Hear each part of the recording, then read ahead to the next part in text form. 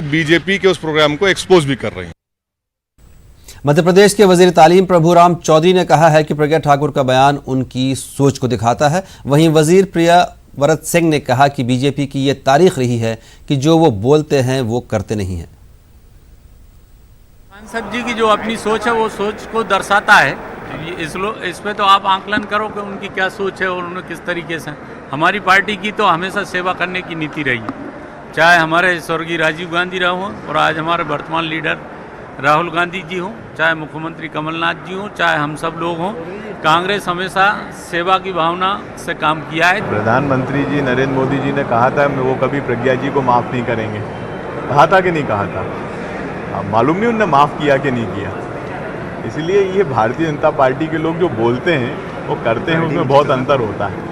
पहले तो कहा था मैं प्रज्ञा जी को कभी व्यक्तिगत रूप से माफ़ नहीं कर पाऊँगा। अब संसद में उनकी सहयोगी हैं, उनको समर्थन दे रही हैं और प्रज्ञा जी जैसे सांसदों के समर्थन से प्रधानमंत्री जी प्रधानमंत्री हैं।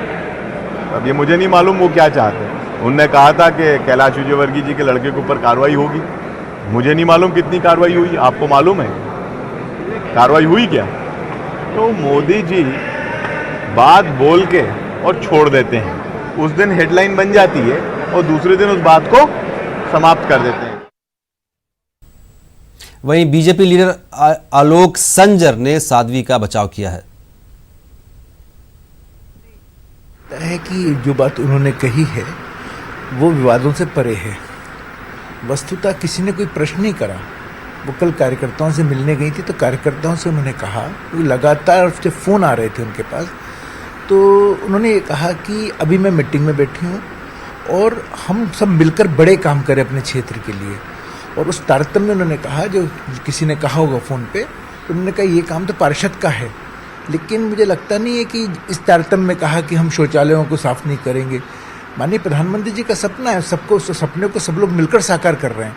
मुझे नहीं लगता कि इस तारतम्य में उन्होंने कोई बात कही है। वस्तुतः उन्होंने सिर्फ यही कहा कि क्षेत्र में हम बड़े काम करें। वो ट्रेन की बात कर रही है, वो मेट्रो की बात कर रही है, हमारी कॉन्स्टिट्यूंसी में जो पुराने काम रह गए थे उनको काम करने की पूरी बात कर रही है। तो मुझे लगता है कि इनको विवादों से नहीं जोड़ना चाहिए।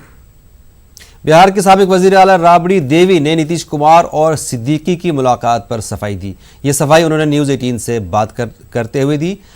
राबड़ी का कहना है कि सैलाब के दौरे के लिए नीतीश कुमार सिद्दीकी के गांव गए थे। राबड़ी देवी से बात की हमारे नुमाइंदे आनंद अमृतराज ने। अब्दुल बारी सिद्दीकी के आवास पे मुख्यमंत्री चले गए मिलने के लिए। अरे बाढ़ आया, बाढ़ में घूमने गए थे। सिद्दीकी साहब भी बाढ़ में गए थे देखने, तो उनका इलाका में गए होंगे, उनका गांव में चले गए। तो कोई दरवाजा पर जाएगा तो चाय पानी जरूर पूछेगा, पियाएगा। इसमें कोई बात नहीं, राजनीति नहीं है इसमें। कोई राजनीति? आपको डर है क्या मैम कि आपके पार्टी को तोड़ने की कोशिश की जा रही है? ना, कोई डर नहीं है। हमारा पार्टी मजबूत है, राष्ट्रीय जनता दल का पार्टी बहुत मजबूत है, कभी नहीं टूटता है। चलिए, राबड़ी देवी ने न्यूज़ 18 से खास बातचीत में साफ कर दिया है कि उन्हें इस बात का डर नहीं है कि उनके पार्टी को तोड़ने की कोशिश की जा रही है। और अब्दुल बारी सिद्दीकी और नीतीश कुमार के मुलाकात पर उन्होंने साफ किया है कि ऐसी कोई बात नहीं, बाढ़ का इलाका था, इस वजह से नीतीश कुमार अब्दुल बारी सिद्दीकी के आवास पे गए। कैमरामैन दीपक के साथ आनंद अमृतराज, न्यूज़ 18 नेटवर्क, पटना। जम्मू कश्मीर में पैलेट गन के इस्तेमाल पर सुप्रीम कोर्ट ने हुक्म दिया है। सुप्रीम कोर्ट ने